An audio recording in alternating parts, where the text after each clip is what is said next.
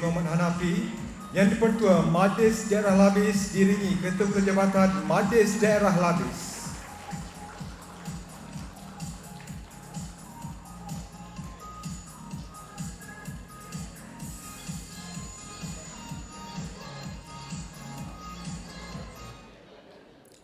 Dan Majlis Sanjung Budi peringkat Majlis Daerah Labis, marilah sama-sama kita berdiri untuk menyanyikan rangkaian dua buah lagu, dimulakan dengan lagu Bangsa Johor dan Negaraku.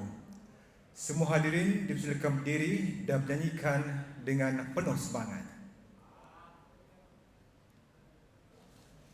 Ikrar Perkhidmatan Awam, dengan ini dipersilakan Encik Edika bin Kamil, Pengerusi Kelab Sukan dan Kebajikan Majlis Daerah Labis, tampil bagi memimpin bacaan ikrar. Dipersilakan.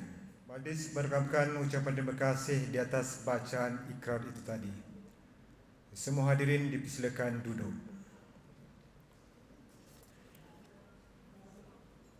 Hormati sekalian, Majlis mengucapkan selamat datang dan mengalu-alukan kehadiran dan kebersamaan yang berbahagia Encik Rudi Rizal bin Muhammad Hanafi yang di-Pertua Majlis Daerah Labis ke Majlis Anugerah Perkhidmatan Cemerlang APC tahun 2020 dan Majlis Sanjung Budi peringkat kaki tangan Majlis Daerah Labis.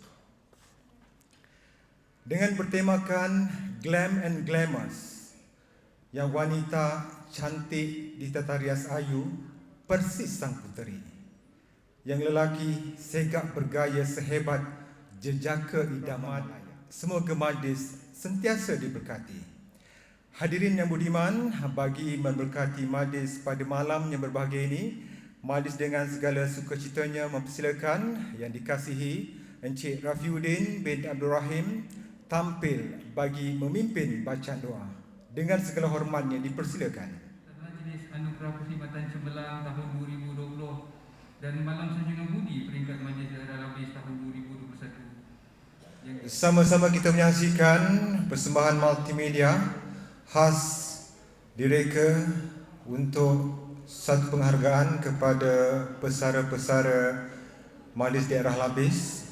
Ayo, sama-sama kita saksikan. Ataupun kita ada kumpulan-kumpulan tertentu, kita mengharapkan semua sebagai satu ahli keluarga untuk menjayakan apa dan terima kasih diucapkan kepada tiga orang pesara. Sama-sama kita berikan tepukan yang gemuruh untuk Encik Buhari bin Sabirin, Encik Abdul Razak bin Abdul Rahim dan Encik Abdul Hamid bin Abdul Latif. Majlis kita pada malam ini diteruskan dengan penyampaian cenderahati kepada kaki tangan Majlis Daerah Labis yang telah bersara pada tahun 2021. Dengan ini majlis menjemput Tuan Rudi Rizal bin Muhammad Hanafi yang di-Pertua Majlis mendapat sijil penghargaan dan juga kuntuman bunga daripada yang di-Pertua Majlis Daerah Labis. Akan membawa pulang hadiah, betul? Ya, semua akan bawa pulang hadiah. Jadi jangan ke mana-mana, teruskan bersama dan kita akan mempersilakan The Sydney Band bagi meneruskan persembahannya. Terima kasih. Boleh kami teruskan lagi dengan lagunya. 10 jemputan awal, kita ada lebih daripada 8